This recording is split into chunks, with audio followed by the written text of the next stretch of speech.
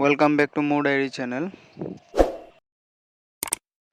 আজিৰ ভিডিঅ'ত দেখুৱাম ফায়াৰ ব্ৰিগেডৰ মানুহে কেনেকৈ কাৰেণ্টৰ ট্ৰান্সফৰ্মাৰত জুই লাগিলে কেনেকৈ নুমুৱায় আৰু এখন অফিচ জ্বলাৰ পৰা কেনেকৈ বচালে আপোনালোকে চাবলৈ ভিডিঅ'টো স্কিপ নকৰাকৈ শেষলৈকে চাব।